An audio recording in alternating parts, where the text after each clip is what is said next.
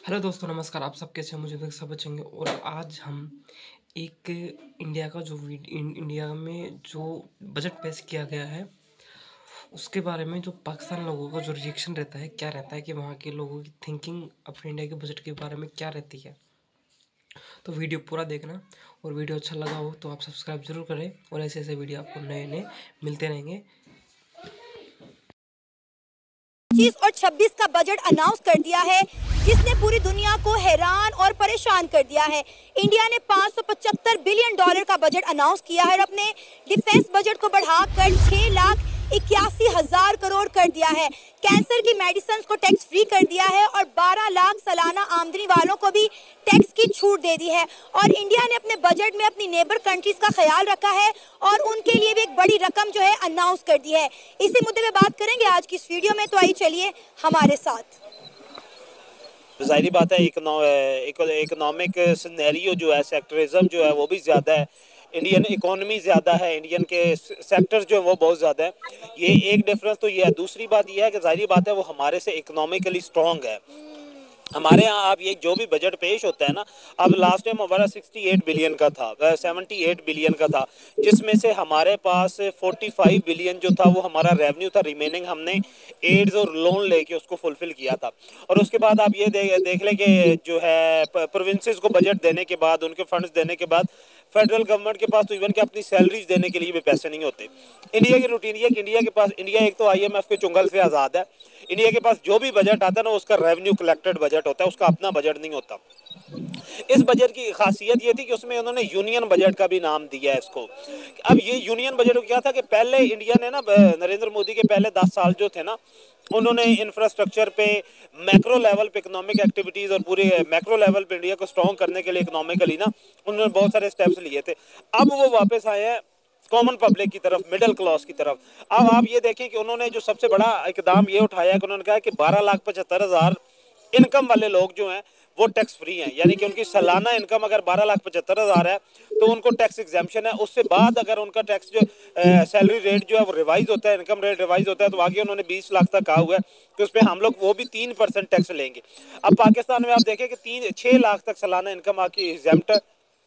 उससे ज्यादा अगर आपकी इनकम होती है तो उस पर अगर 6 लाख से 12 लाख है, 5%, 12 से 24 है, तो डिफरेंस अमाउंट का 10% जो वो पे किया जाता है। सेकंड क्या उन्होंने किया, वुमेन एम्पावरमेंट के लिए उन्होंने, जारी बात है उनकी जो फाइनेंस मिनिस्टर है निर्मला जी, वो भी वुमेन है। और अब उन्होंने जो है बॉल उन्हीं की पॉकेट में डाल दिया कि आपने वुमेन के लिए आपने करना है। क्योंकि इंडिया में सब इशू यही चल रहा था कि वुमेन एम्पावरमेंट जो है ना, उन्हें ये लगता था, अपोजिशन ये कहती थी कि ये कम है, वुमेन पे आप लोग इन्वेस्टमेंट नहीं कर रहे हैं, वुमेन घरों में बेरोजगार बैठी हुई हैं, उनके पास कोई जॉब अपॉर्चुनिटी नहीं है, वो कि जो अनस्किल्ड है। अब उन्होंने क्या किया कि उन्होंने 5 लाख वुमेन को जो लोन देना शुरू किया है, 5 लाख का लोन जो है, और वो भी टोटल प्योर मेरिट बेसिस पे, जो भी उनके मेरिट की पॉलिसी होगी उस पर जो भी फुलफिल करेंगे पूरा उतरेंगी। और ये है कि न्यू बिजनेस अगर आप लोग स्टार्ट करते हैं, जो एग्जिस्टिंग बिजनेस चल रहा है उसमें तो उन्होंने 20 लाख से 50-60 लाख तक का दिया हुआ है।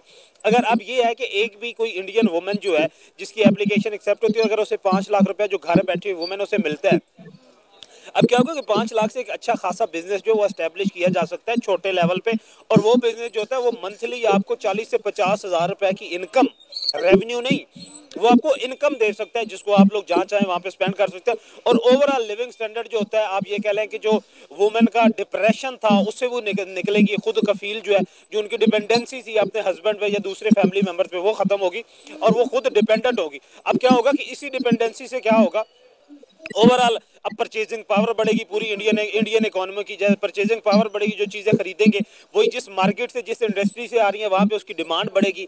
अब उस डिमांड को फुलफिल करने के लिए वही इंडस्ट्रीज, वही फैक्ट्रीज जो है, वही सेक्टर न्यू हायरिंग करेंगे। अब वही न्यू हायरिंग जो है जब वो दोबारा आएगी, उनको वो सैलरीज देंगे उन। और हाँ, आपको यदि वीडियो पसंद आ रहा है तो सब्सक्राइब जरूर करना दोस्तों, और ऐसे ऐसे आपको वीडियो मिलते रहेंगे। और वीडियो का थोड़ा सा पार्ट बच चुका है, आप इसको पूरा देखिएगा। और हाँ, और आपको हमारे वीडियो अच्छे लगते हैं तो ज़रूर शेयर कीजिएगा, और सब्सक्राइब करना मत भूलना, बिल्कुल भी सब्सक्राइब ज़रूर करना। सब फर्स्ट ऑफ ऑल सब्सक्राइब ज़रूरी है, आपको पता है।